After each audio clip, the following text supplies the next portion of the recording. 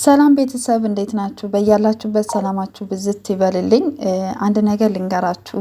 የሆነ ነገር ስታዩ ከመናገራችሁ ወይም ደግሞ ከመፍረዳችሁ በፊት ነገሮችን ለመረዳት ብትሞክሩ መልካም ነው ብዬ አስባለሁና ብዙዎቻችሁ የሀይሚዬና የብሩኬ ጉዳይ አስጨንቋችኋል። አንዳንድ ሰዎች ደግሞ የምትፈርዷላችሁ የምትሳደቡ ሰዎችም አላችሁና እስኪ ከመሳደባችሁ በፊት እንደ ሴት ሆናችሁ ይህ ነገር እኔ ጋር ቢፈጠር ምን ማድረግ አለብኝ?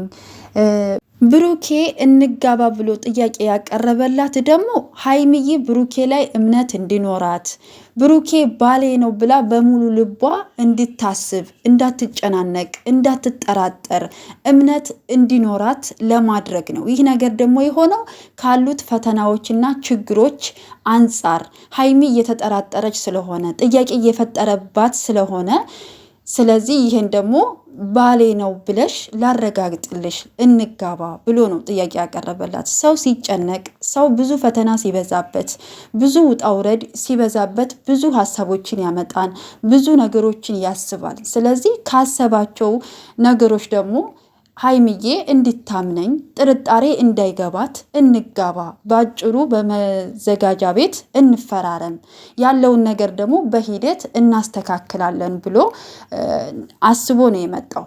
ሀይሚዬ ጋር ስትሄዱ ደግሞ ይሄ ጥያቄ እሷ ጋር ለምንድን ነው እማትረጁ? ለምን አትቀበዩም? ትዳር ክቡር ነው ተጋቡ የምትሉ አንዳንድ ሰዎች አላችሁ።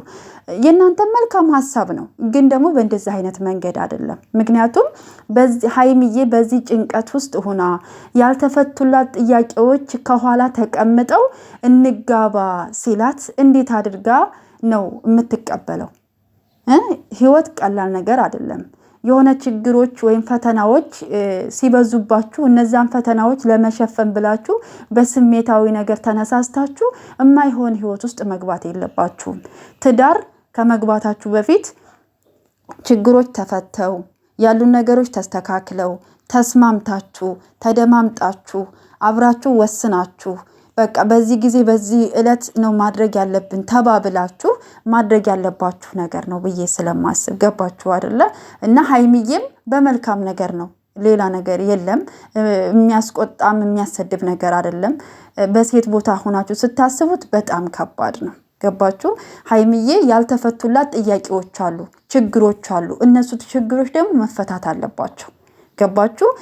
ሳትፈቱ ከገባችሁ ደግሞ ነገ ህይወታችሁ ላይ ብዙ ችግሮች እየፈጠሩባችሁ ብዙ የሚያለያያችሁ ብዙ ክፍተት እየፈጠረባችሁ የሚመጣ ችግር ስለሆነ እነሱ ችግሮች መፈታት አለባቸው ማለት ነው።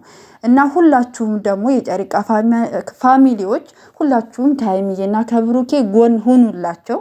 እውነቴን ነው የምላችሁ ማለት ነው። በቃ በሀሳብ በተለያየ ነገር አይዟችሁ፣ በዚህ ብትሄዱ በዚህ መንገድ፣ በዚህ ብትገቡ በዚህ እንትን በሉ። በጣም ደስ የሚል ኮሜንት እየጻፋችሁ ከሚጨናነቁት ከሚያስቡት እዚህ ከሚያለቅሱት ከሚያዝሩ ነገር እንዲወጡ በቃ መፍትሄ የሚሆን ኮሜንት እየጻፋችሁ ከጎናቸው እንድትሆኑ እኔ በዚያው አጋጣሚ መልእክቴን አስተላልፋለሁ። እግዚአብሔር ደግሞ ሁል ጊዜም ከነሱ ጋር ነው። ምንም የሚፈጠር ነገር የለም። ነገ ከነገ ወዳ መልካም ነገሮች ይፈጠራሉ ማለት ነው። እነዚህ ችግሮች አልፈው በሳቅ በደስታ እፎይ የሚሉበት ቀን ይመጣል። ስለዚህ እናንተም በጸሎታችሁ በዱዓችሁ አስቧቸው። ለሰው ልጅ መልካም ማሰብ ጥሩ ነው ብዬ አስባለሁ። መልካምነት ለራስ ስለሆነ እና እንግዲህ ሳምንቱ ደግሞ የህመማትም ሳምንት የስግደት ሳምንት ስለሆነ በዚህ አጋጣሚ እንኳን አደረሳችሁ። መልካም የስግደትና የጾም የጸሎት ጊዜ ይሁንላችሁ። እግዚአብሔር ጸሎታችሁን ጾማችሁን ሁሉ ይቀበልላችሁ፣ የበረከት ጾም ያድርግልን። እንግዲህ እግዚአብሔር ለትንሳኤው ያድርሰን እላለሁ። መልካም ጊዜ ይሁንላችሁ። አመሰግናለሁ። እግዚአብሔር ያክብርልኝ።